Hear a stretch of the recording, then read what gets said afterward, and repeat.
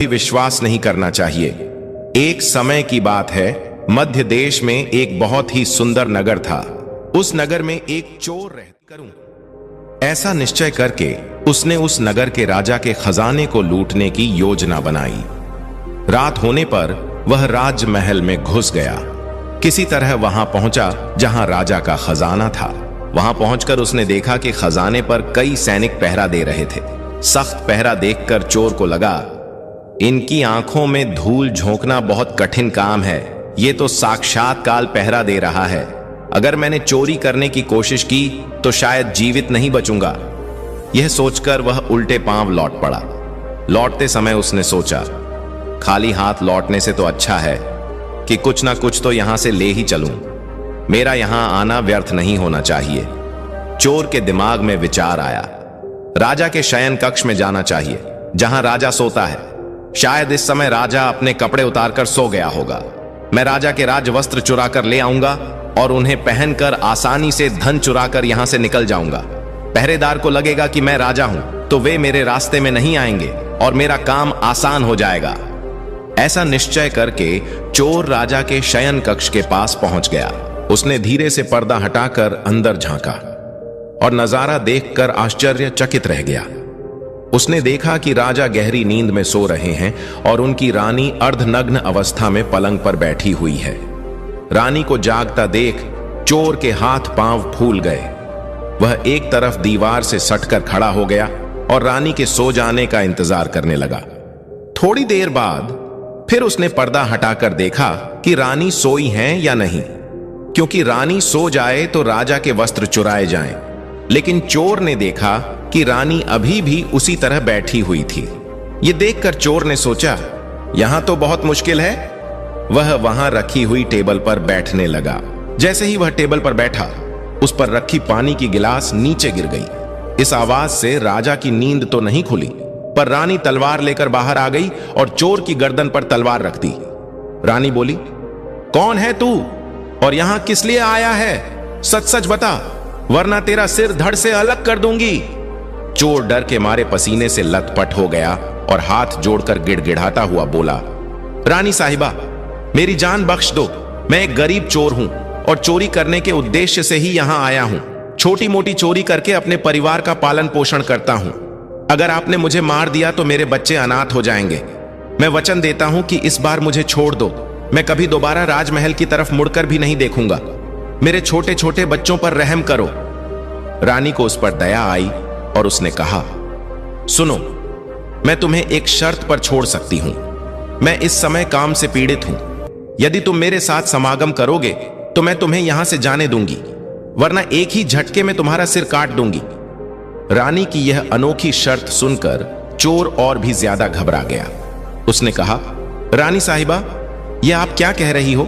मैं तो एक साधारण चोर हूं और आप पोषण करता था, लेकिन उस चोरी के धन से उसके परिवार का पूरी तरह से खर्च नहीं चलता था। एक दिन उसने सोचा, पाप तो पाप होता है, चाहे छोटा हो या बड़ा। मैं चाहे छोटी चोरी करूं या बड़ी, रहूंगा तो चोर ही। रानी ने तुरंत तलवार के इशारे से शौचालय की तरफ इशारा कर दिया और चोर उस दिशा में चल पड़ा। रानी वहीं खड़ी होकर उसके लौटने का इंतजार करने लगी। चोर ने इस बीच रानी की नजर से बचकर वहां से भागने की कोशिश की। भागते भागते जब वह द्वार पर पहुंचा तो द्वार पर तैनात सैनिक ने उसे पकड़ लिया और उससे पूछताछ करने लगा। चोर डर से कांपता हुआ सच सच बताने लगा, मैं एक चोर हूं और राजमहल में चोरी करने आया था, लेकिन रानी ने मुझे पकड़ लिया और छोड़ने के बदले एक शर्त रखी थी कि मैं उसके साथ समागम करूं। इसलिए मैं लघु शंका का बहाना बनाकर वहां से भाग आया। सैनिक ने कहा, देख भाई, मैं तुझे एक शर्त पर जाने दूंगा। तुम्हें पुनः रानी के पास लौटकर जाना होगा और कहना होगा कि तुम उसके साथ समागम करने के लिए तैयार हो, लेकिन उससे पहले तुम्हें अपने हाथों से राजा को मारना होगा। सैनिक की यह ने सोचा, अब तो मौत निश्चित है। अगर मैंने रानी से यह बात कही तो रानी मेरा सिर काट देगी। मजबूरी में चोर वापस रानी के पास गया और बोला, रानी साहिबा, मैं आपके साथ संबंध तो बना लूंगा, लेकिन मुझे एक बात का डर है कि अगर उस समय राजा साहब जाग गए तो ना आप बचेंगी और ना मैं। राजा साहब हम दोनों को मार डालेंगे। इसलिए आपको एक काम करना होगा। आप अपने हाथ से राजा का सिर काट दीजिए, फिर हम निडर हो जाएंगे। अगर आप इतना कर सकें तो मुझे आपकी शर्त मंजूर है, वरना मैं आपके हाथों मरना उचित समझूंगा। आप मुझे मार दीजिए। काम के वशीभूत रानी चोर से कहने लगी, ठहरो, यह कौन सी बड़ी बात है, मैं अभी राजा साहब को मौत के घाट उतार देती हूं। इतना कहकर रानी ने दोनों हाथों से तलवार पकड़ी और सोए हुए अपने पति का सिर काट दिया। जब रानी ने राजा का सिर काट दिया तो सारा कमरा खून से लथपथ हो गया और राजा के खून से रानी भी भीग गई। वह भयानक दृश्य देखकर रानी बेहोश होकर गिर पड़ी और उसी समय चोर वहां से फरार हो गया। सुबह राजमहल में शोर मच गया कि कोई राजा साहब को मार गया, मगर राजा को मारने वाले का कोई पता नहीं चल पा रहा था। सब लोग बड़े आश्चर्य में थे कि राजा को सोते हुए किसी ने मार डाला। इधर रानी भी दहाड़ मार मार कर रो रही थी।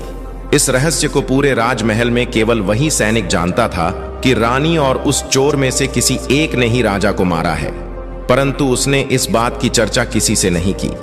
राजा के अंतिम संस्कार की पूरी तैयारी हो चुकी थी। उधर रानी ने घोषणा की कि वह अपने राजा के साथ सती होना चाहती है। यह जानकर किसी ने रानी पर संदेह नहीं किया, क्योंकि अगर रानी ने राजा को मारा होता तो वह राजा के साथ सती क्यों होती। इधर रानी सारे श्रृंगार करके राजा के साथ चिता पर जाकर बैठ गई। राज्य के सभी लोग एक एक करके चिता पर लकड़ी रख रहे थे और उन्हें नमन करके पीछे लौट रहे थे। इस प्रकार सबसे अंत में वह सैनिक भी राजा की चिता पर लकड़ी रखने गया जो इस रहस्य को जानता था।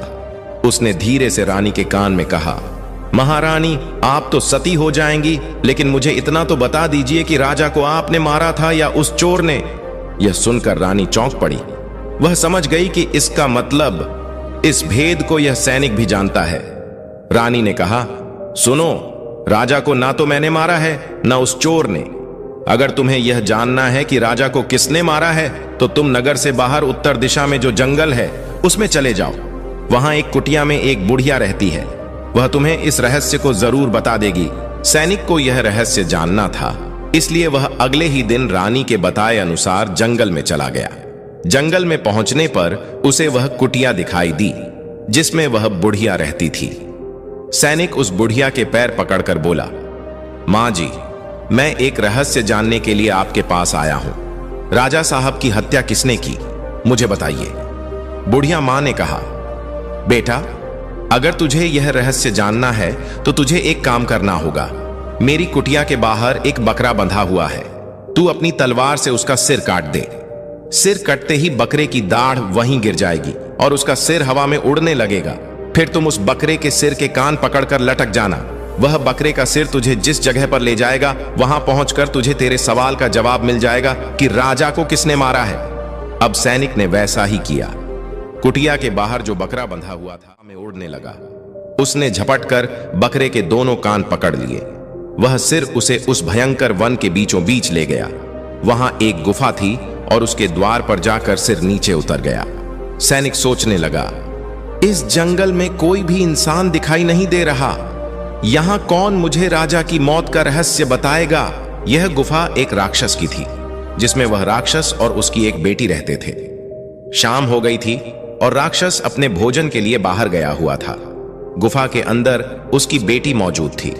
जैसे ही राक्षस कन्या को किसी मनुष्य की गंध का एहसास हुआ, वह द्वार पर निकली। उसने देखा कि एक हट्टा कटा नौजवान गुफा के बाहर खड़ा है।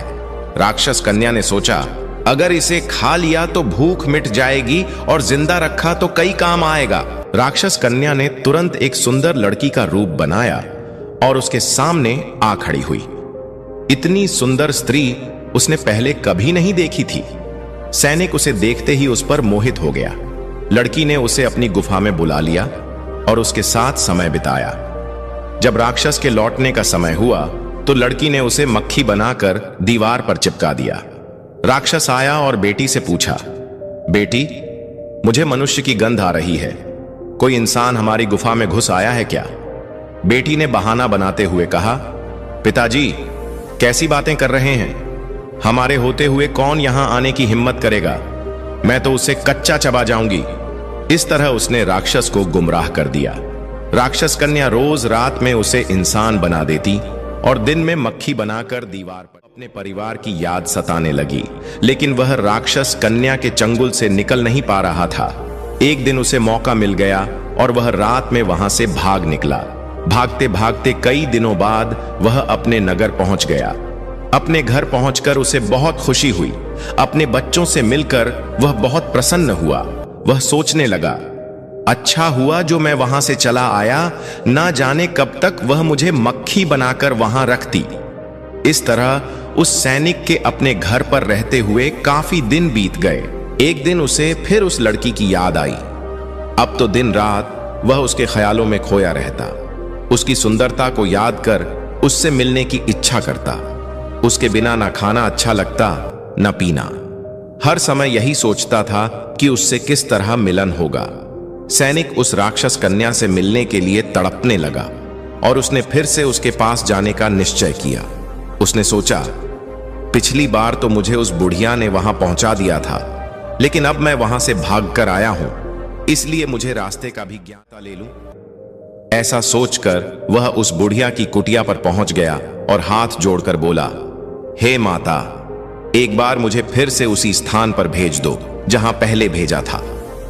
अब वह सैनिक राजा की हत्या का रहस्य भूल चुका था। राक्षस कन्या से मिलने की बेचैनी उसके अंदर बढ़ती जा रही थी। बुढ़िया समझ गई कि यह काम के वशीभूत है। उस बुढ़िया ने कहा, बेटा, पहले तो मेरे पास एक बकरा था जिसके कान पकड़कर तुम वहां चले जाते, अब तो वह भी नहीं है। अब मैं तुम्हें कैसे पहुंचाऊं? तब सैनिक ने कहा, हे माता, मैं जीवन भर आपका गुलाम रहूंगा, एक बार उस लड़की से मुझे मिला दो। बुढ़िया ने कहा, बेटा, मैं तुझे मिला तो दूंगी, पर इसके लिए तुझे अपने बेटे को मेरे पास लाना होगा।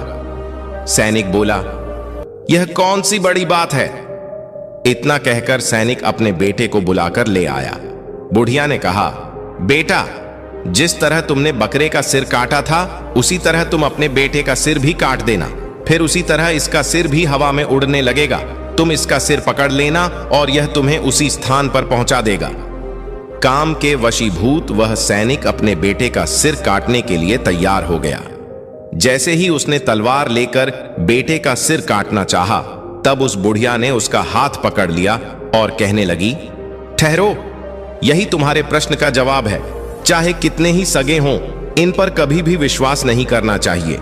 पहले राजा को ना चोर ने मारा था, ना रानी ने, राजा को हवस ने मारा था। जिस तरह काम वासना में अंधा होकर तुम अपने बेटे को मारने के लिए तैयार हो गए, उसी हवस के वशीभूत होकर मनुष्य अंधा हो जाता है और गलत से गलत काम भी कर जाता है। दूसरा, धन के लालच में आकर कोई भी किसी को मार डालता है। और तीसरा, क्रोधी व्यक्ति क्रोध में अंधा होकर सब कुछ भूल जाता है और वह सब कर डालता है जिससे जीवन भर उसे पछताना पड़ता है। क्रोध में उसकी बुद्धि विवेकहीन हो जाती है और वह अपना पराया कुछ नहीं देख पाता। इन तीनों से हमेशा बचकर रहना चाहिए, अन्यथा जीवन भर पछताना पड़ता है। मित्रों, आशा करते हैं कि आपको हमारी यह सुनाई गई कथा अच्छी लगी होगी। अगर आशा करूं, मेरे लिए तो यह सोचना भी बहुत बड़ा पाप है। रानी ने कहा, मैं कुछ नहीं सुनना चाहती। अगर तुम्हें अपनी जान प्यारी है तो जैसा कहती हूं वैसा ही करो, वरना मरने के लिए तैयार हो जाओ। रानी का ऐसा प्रस्ताव सुनकर चोर की जान हलक में अटक गई। वह सोचने लगा, आज मैं बहुत बड़ी मुसीबत में फंस गया हूं। तो प्लीज वीडियो को लाइक करें और चैनल को भी सब्सक्राइब करें। और लास्ट तक कथा सुनने के लिए आपका धन्यवाद।